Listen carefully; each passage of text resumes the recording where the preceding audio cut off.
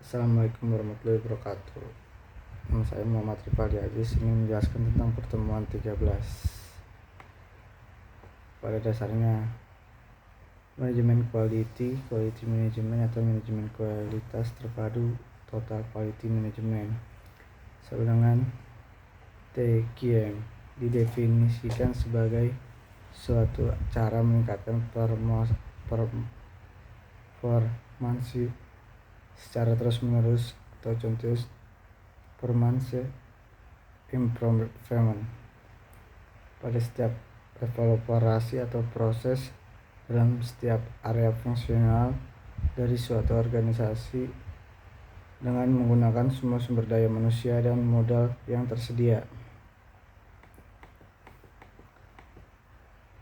Quality vocabulary mendefinisikan manajemen kualitas sebagai semua aktivitas dari fungsi manajemen secara keseluruhan yang menentukan kebijaksanaan, kualitas, tahu tujuan-tujuan dan tanggung jawab, serta mengimplementasikannya melalui alat-alat seperti perencanaan kualitas atau quality planning, pengendalian kualitas, quality control, tahu jaminan kualitas, quality asuransi, dan peningkatan kualitas, quality improvement, yaitu tanggung jawab untuk manajemen kualitas ada pada semua level dari manajemen, tetapi harus dikendalikan oleh manajemen puncak, top management, dan diimplementasinya harus melibatkan semua anggota organisasi.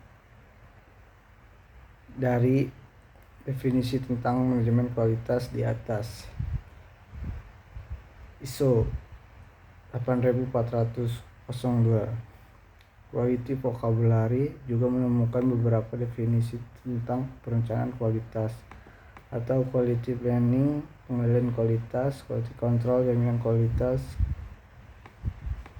quality asuransi, dan peningkatan kualitas, quality improvement sebagai berikut. Gaspers, menurut Gasper 2001, 1. Perencanaan kualitas atau quality planning adalah penerapan dan pengembangan tujuan dan kebutuhan untuk kualitas serta penerapan sistem kualitas. Kedua, pengendalian kualitas atau quality control adalah teknik-teknik dan aktivitas operasional yang digunakan untuk memenuhi persyaratan kualitas.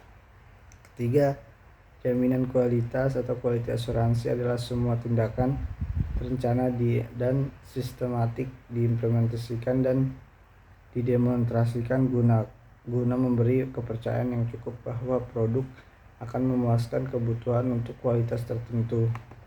Dan yang keempat, peningkatan kualitas atau quality improvement adalah tindakan-tindakan yang diambil guna meningkatkan nilai produk untuk pelanggan melalui peningkatan efektivitas dan efisiensi dari proses dan aktivitas melalui struktur organisasi.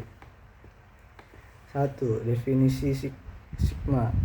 Sigma menurut huruf abjad Yunani ke-18 adalah istilah statistik untuk menunjukkan penyimpangan standar deviation, suatu indikator dari tingkat variasi dalam seperangkat pengukuran atau proses penggunaannya bisnisnya. Kata itu menunjukkan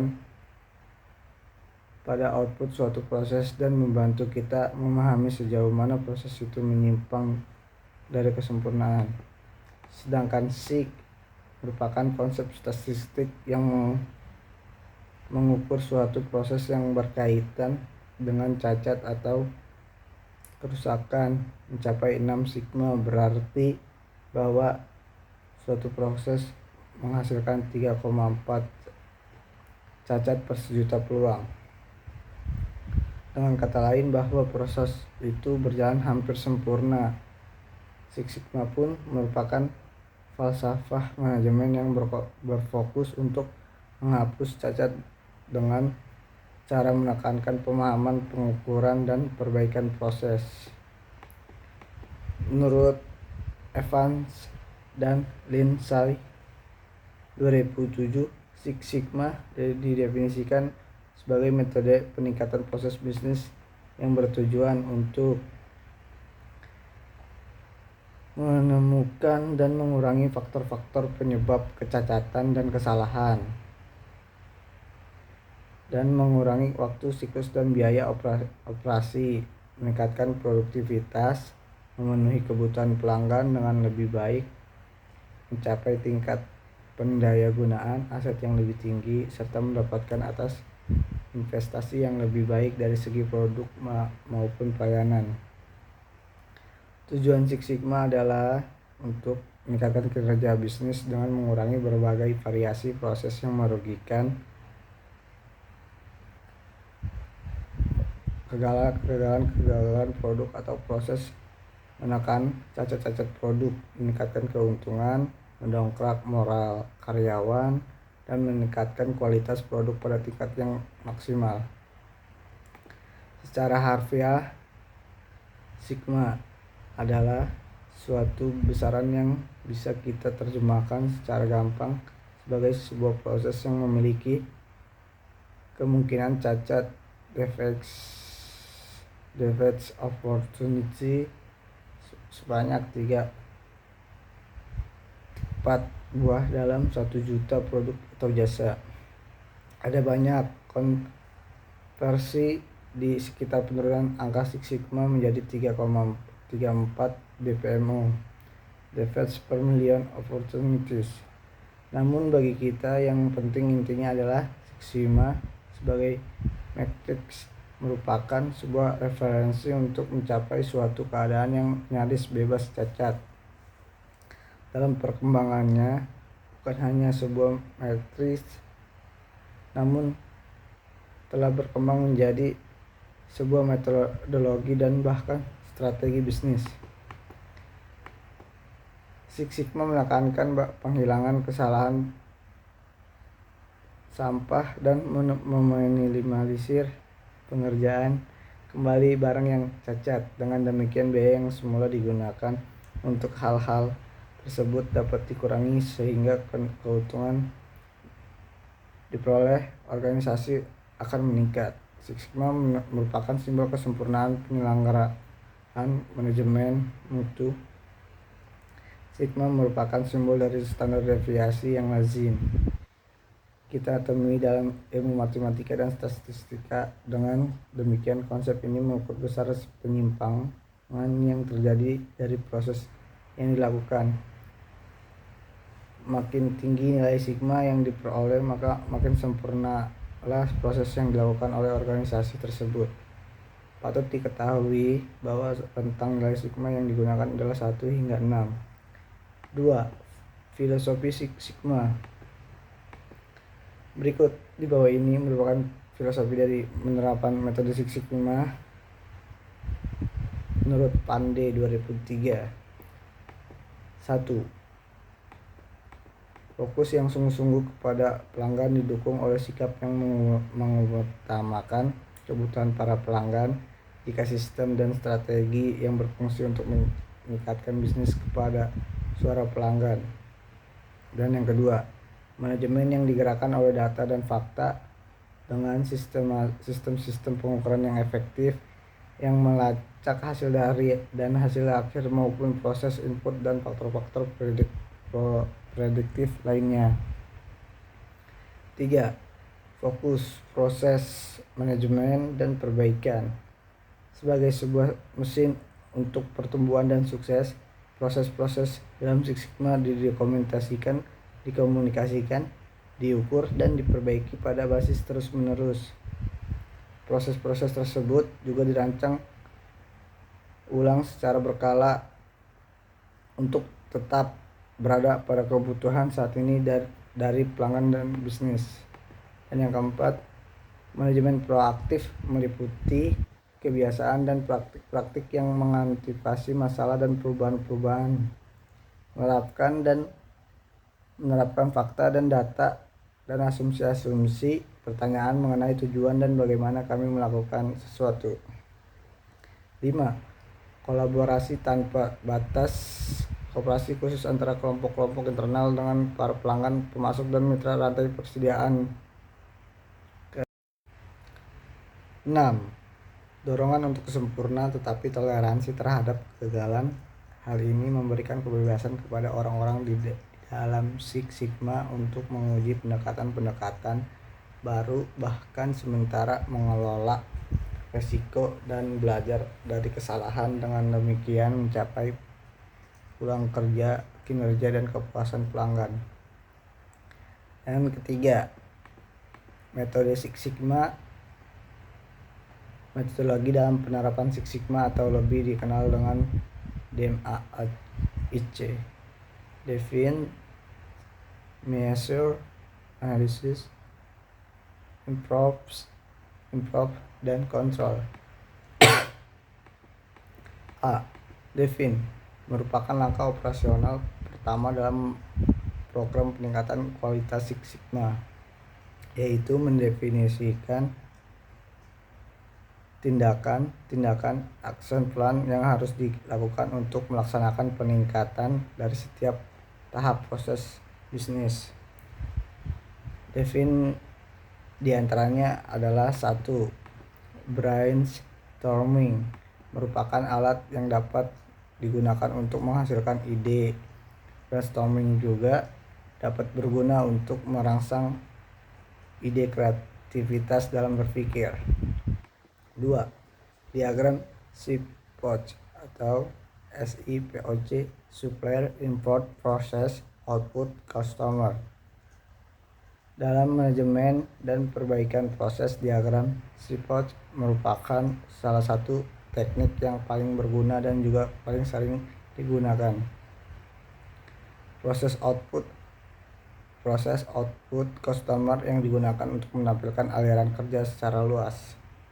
Dan definisi dari default adalah A. Supplier adalah orang atau sekelompok yang memberikan informasi kunci, material, atau sumber daya lain kepada proses. Yang B. Input adalah segala sesuatu yang diberikan pemasuk ke dalam proses bisnis perusahaan. C. Proses adalah sekumpulan langkah yang menguji input sehingga memberikan nilai tambah pada input. Dan D. Output adalah produk atau proses final, bisa berupa barang ataupun jasa yang dihasilkan lewat suatu proses. Dan yang terakhir adalah customer. Menurut Mulyadi 2001 adalah siapa saja yang menggunakan keluaran pekerjaan seseorang atau suatu tim. Dalam customer, hal ini dapat bersifat intern maupun ekstern dari sudut organisasi. Customer tidak dapat disamakan dengan pelanggan. Pelanggan mempunyai pengertian sebagai pembeli berulang kali, sedangkan customer mencakup repeat buyer dan on-time buyer. Dan yang B, Measure merupakan langkah operasional kedua dalam program peningkatan kualitas Six Sigma. Terdapat 3 hal pokok yang harus dilakukan dalam tahap measure, yaitu 1. Memilih atau menentukan karakteristik kualitas kunci yang berhubungan langsung dengan kebutuhan spesifik dari pelanggan. 2. Mengembangkan suatu rencana pengumpulan data melalui pengukuran yang dapat dilakukan pada proses. 3. Mengukur kinerja sekarang atau current performance pada tingkat proses, output, dan outcome untuk ditetapkan sebagai baseline kinerja awal proyek Six Sigma. Pada tingkatan proyek Six Sigma, indikator kualitas produk atau jasa biasanya berfokus pada output dari proses manufaktur atau jasa. Salah satu indikator kualitas manufaktur yang umum ditemui adalah jumlah defects per unit atau DPU. Berdasarkan nilai DPU, kemudian dapat dilakukan nilai defects per million opportunities atau DPMO untuk dapat menentukan tingkatan sigma dari proses yang ada. Penentuan nilai sigma dapat dilakukan melalui rumus-rumus. Defects per unit atau DPU sama dengan total defects dibagi jumlah output. Kalau DPO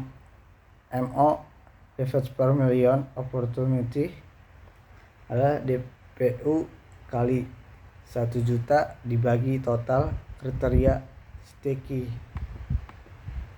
Dan yang C adalah analisis merupakan langkah operasional ketiga dalam program peningkatan kualitas Six Sigma. Ada 3 hal penting dalam langkah ini. 1. Menetapkan kapabilitas proses CP. Dan kedua, mendefinisikan target-target kinerja. Ketiga, mendefinisikan sumber-sumber variasi. Dan D, improve.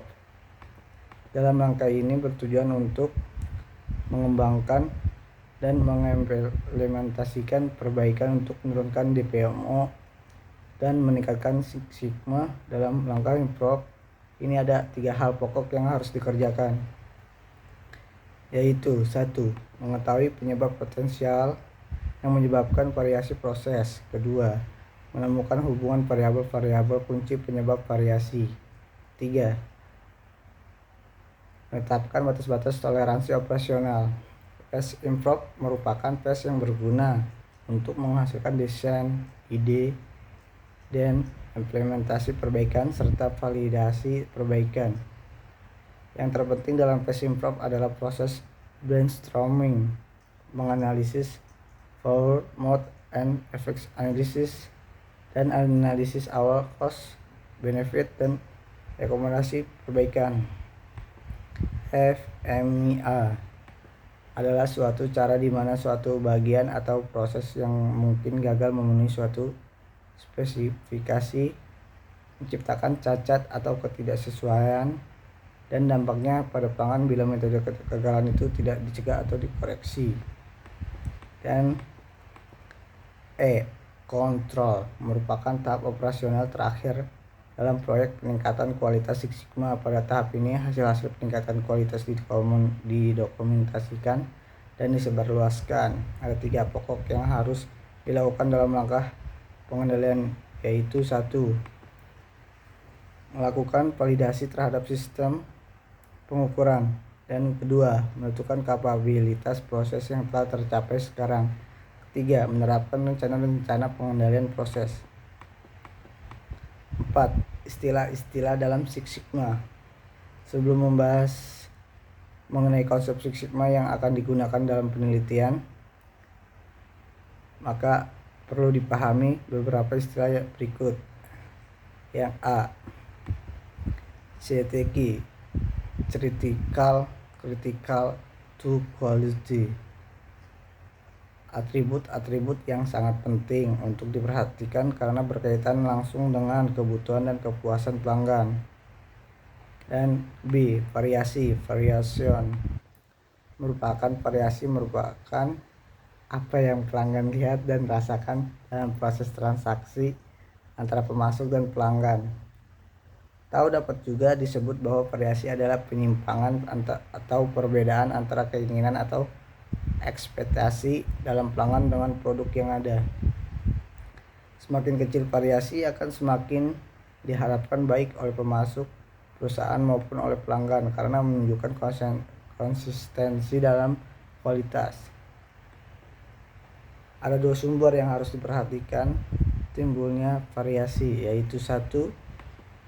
Penyebab umum atau common causes adalah suatu faktor-faktor di dalam sistem atau yang melekat pada proses operasi yang menyebabkan timbulnya variasi dalam sistem serta hasil-hasilnya.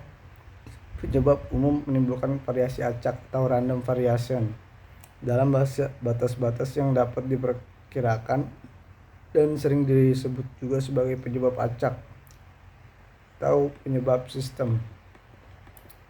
Dan yang kedua, penyebab khusus special cause adalah kejadian-kejadian di luar sistem yang mengaruhi variasi dalam sistem.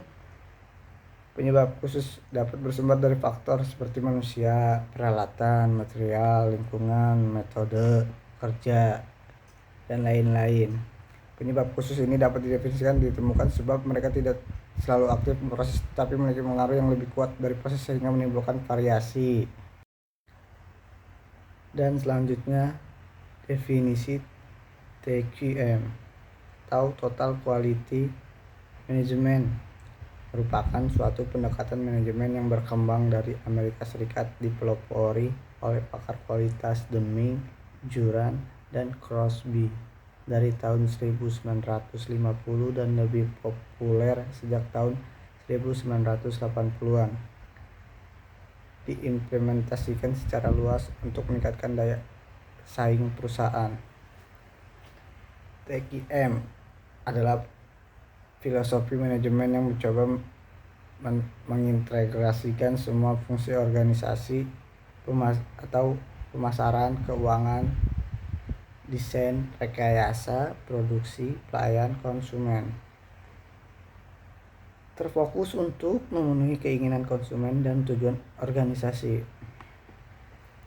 Total Quality Management (TQM) merupakan suatu pendekatan yang berorientasi pada pelanggan dengan memperkenalkan perubahan manajemen secara sistematik dan perbaikan terus-menerus terhadap proses, produk, dan pelayanan suatu organisasi. Proses TQM bermula dari pelanggan dan berakhir pada pelanggan pula.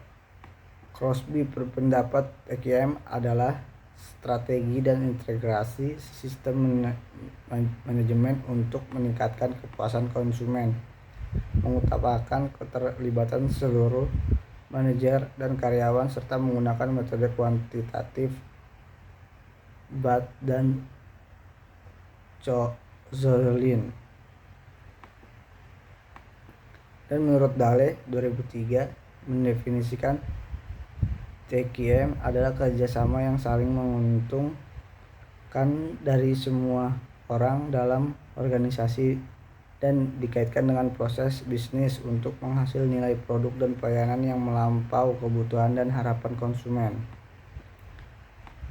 Total Quality Management adalah sebuah filosofi yang melibatkan setiap pelaku dalam organisasi atau usaha dalam sebuah usaha perbaikan secara terus-menerus untuk memperbaiki kualitas dan mencapai kepuasan pelanggan. TQM tersebut ada 3 kunci dalam pelaksanaan, yaitu A. Continuous improvement atau perbaikan terus-menerus, dan yang B. Keterlibatan seluruh anggota dalam organisasi, dan yang terakhir adalah C. Kepuasan pelanggan, usaha untuk memenuhi atau bahkan melebihi ekspektasi dari pelanggan. Kedua, ada karakteristik TQM sebagai paradigma baru menurut komitmen jangka panjang dan perubahan total atas paradigma manajemen tradisional. Paradigma dapat diartikan cara pandang atau cara berpikir. Secara umum, menurut Tjiptono 1995, karakteristik TQM adalah 1. A. Fokus pada pelanggan. Dalam TQM, baik pelanggan internal maupun eksternal merupakan driver atau pelanggan eksternal menentukan kualitas produk atau jasa yang disampaikan kepada mereka, sedangkan pelanggan internal menentukan kualitas manusia, proses, dan lingkungan yang berhubungan dengan produk atau jasa. B. Obsesi terhadap kualitas. Dalam organisasi yang menerapkan TQM adalah pelanggan internal dan eksternal menentukan kualitas yang ditetapkan. Organisasi harus terobsesi untuk memenuhi atau melebihi apa yang ditentukan. Dan yang C. Pendekatan ilmiah. Pendekatan ilmiah sangat diperlukan dalam penerapan TQM, terutama untuk mendesain pekerjaan dan dalam proses pengambilan keputusan dan pemecahan masalah yang berkaitan dengan pekerjaan desain tersebut. Dan D. Komitmen jangka panjang. TQM merupakan suatu paradigma baru dalam menjalankan bisnis. Komitmen jangka panjang sangat penting mengadakan perubahan budaya agar penerapan TQM dapat berjalan dengan sukses. Dan yang kerjasama tim, teamwork. Perusahaan yang menerapkan TQM harus membangun kerja sama tim yang baik. Kerjasama dibangun antara karyawan dan manajer antar karyawan. Dan F, perbaikan sistem secara berkesinambungan. Setiap produk dan jasa yang dihasilkan dengan memanfaatkan proses-proses tertentu di dalam suatu sistem lingkungan, sistem yang ada perlu diperbaiki secara terus-menerus agar kualitas yang dihasilkan dapat meningkat. G. Pendidikan dan pelatihan. Pendidikan dan pelatihan bagi perusahaan yang menerapkan TQM adalah faktor yang sangat fundamental. Setiap orang diharapkan didorong untuk terus belajar. Dengan belajar, setiap orang dalam perusahaan dapat meningkatkan keterampilan teknis dan keahlian profesionalnya. Dan yang H, ada kebebasan yang terkendali dalam TQM, keterlibatan dan pemberdayaan karyawan dalam pengambilan keputusan dan pemecahan masalah merupakan unsur yang sangat penting, dikarenakan dapat meningkatkan rasa memiliki dan tanggung jawab karyawan terhadap keputusan yang telah dibuat. I. Kesatuan tujuan. Agar TQM dapat diterapkan baik, maka perusahaan harus memiliki kesatuan tujuan. Setiap usaha dapat diarahkan pada tujuan yang sama. Yang J, adanya keterlibatan dan pemberdayaan karyawan. Ada dua manfaat yang bisa diambil dengan adanya keterlibatan dan pemberdayaan karyawan. Pertama, hal ini dimungkinkan untuk mendapatkan keputusan yang baik, rencana yang lebih baik, atau perbaikan yang lebih efektif. Dan yang kedua, keterlibatan karyawan juga meningkatkan rasa memiliki dan tanggung jawab atas keputusan dan dengan melibatkan orang-orang yang harus melaksanakannya. 3. Metode TQM. Pengendalian kualitas harus dilakukan memenuhi proses yang terus-menerus dan berkesinambungan. Proses pengendalian kualitas tersebut dapat dilakukan salah satunya dengan melakukan PDCA, Plan, Do, Check, Action, yang diperkenalkan oleh Howard Deming, seorang pakar kualitas ternama berkebangsaan Amerika Serikat. Teknik PDCA atau Plan, Do, Check, Action merupakan suatu metode untuk melakukan perbaikan proses secara konsisten. Teknik ini merupakan sebuah siklus yang dipopulerkan oleh Edward Deming pada tanggal 14 Oktober 1900 sampai 20 Desember 1993, yaitu seorang profesor, pengarang buku, pengajar, dan konsultan. Siklus Deming PDCA atau merencanakan, kerjakan, cek, tindak lanjuti adalah suatu proses pemecahan masalah 4 langkah yang umum digunakan pengendalian kualitas. Menurut Cahyo Sugiono 2006, siklus PDCA dapat diibaratkan seperti sebuah bola yang harus didorong menuju ke arah tujuan yang telah ditetapkan.